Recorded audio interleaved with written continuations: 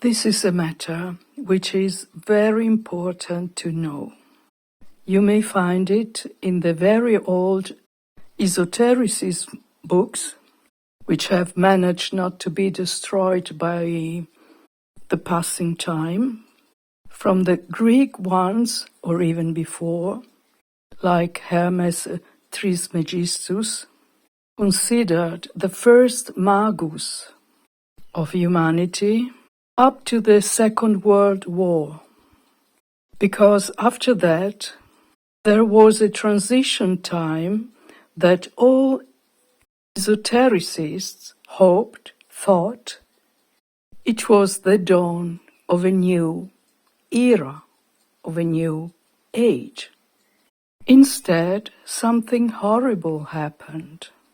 Instead of a new spiritual era, it developed a new age that has nothing to do with spirituality. It's a huge commercial business aiming to make the personality great, victorious, important, not the soul. The New Age has misunderstood the main important aspects of the inner evolution. Therefore, they miss the point. They do use the same choreography, even the same rituals, but their knowledge is distorted. And whatever they do lasts only the time that they manage to influence the emotions of the people and of themselves.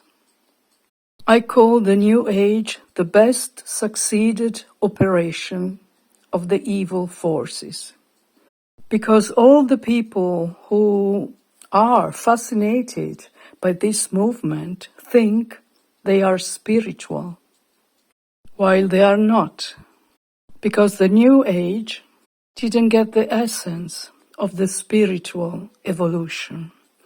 Therefore, when I speak about books, ancient books, where you can read the ancient teachings of the esotericist masters, you can still find some books from the end of the Second World War up to the 60s, beginning 70s, but not later, because the New Age has swept away every ancient wisdom in spite of what they claim.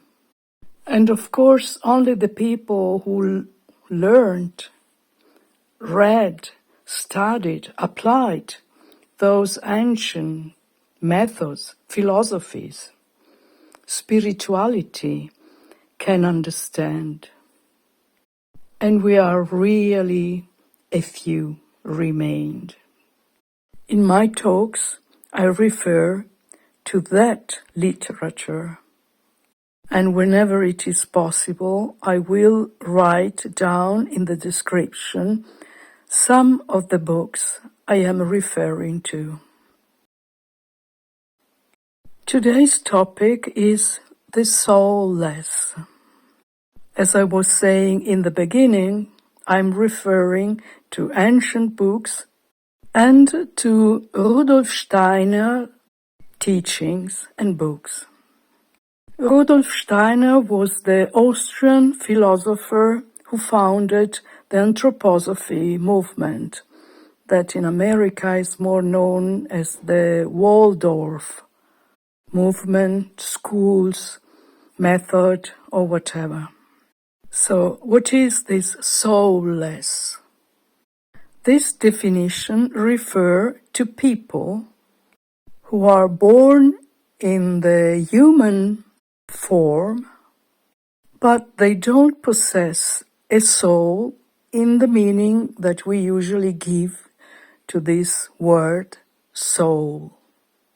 They are empty vehicles that get filled by entities from the invisible dimension or even from other worlds that are not led by the moral values that people with the soul, in the common meaning we give to this word, may express. When you read Rudolf Steiner, he speaks as if all the humanity was supposed to have a soul. But I didn't find the same expectation in the ancient books. In the ancient times, so many things were so natural. Like, for instance, magic. Magic was spirituality. That there is no need to punctualize certain things because they were obvious.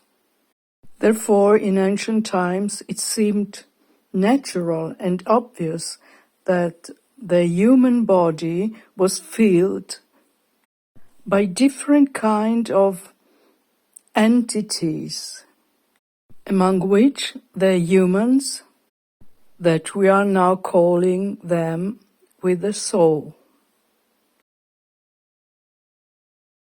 Rudolf Steiner was born in 1861 and died in 1925. In his talks about soulless people, he claimed that in his time, the people born without a soul were more or less 1/3, and that they were rapidly increasing. Now, 100 years later, I let you imagine how many of this kind of human vehicles are around. In the teachings of Rudolf Steiner, he speaks about people with the Ich in German, that is, I. They possess an I. They possess a soul. In the passage I'm going to read, he's talking about a little girl whom he recognized a being without a soul. Dr. Steiner says, that little girl, L.K., in the first grade, must have something really very wrong inside.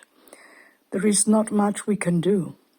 Such cases are increasing, in which children are born with a human form but are not really human beings in relation to their highest I. Instead, they are filled with beings that do not belong to the human class. Quite a number of people have been born since the 90s without an I. That is, they are not reincarnated, but are human forms filled with a sort of natural demon. There are quite a large number of older people going around who are actually not human beings, but are only natural. They are human beings only in regard to their form. The relationships of individuals coming into earthly existence have long been determined. There are also generations in which individuals have no desire to come into earthly existence and be connected with physicality, or immediately leave at the very beginning. In such cases, other beings that are not quite suited step in. This is something that is now quite common, that human beings go around without an I. They are actually not human beings, but have only a human form. They are beings like nature spirits, which we do not recognize as such because they go around in a human form. They are also quite different from human beings in regard to everything spiritual. They can, for example, never remember such things as sentences. They have a memory only for words, not for sentences. Here I have to explain this affirmation.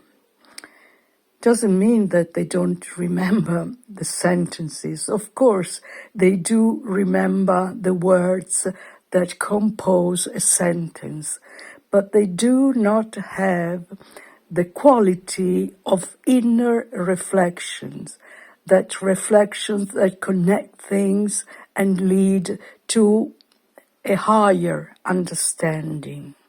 So therefore, they recall only words, but there is no depth.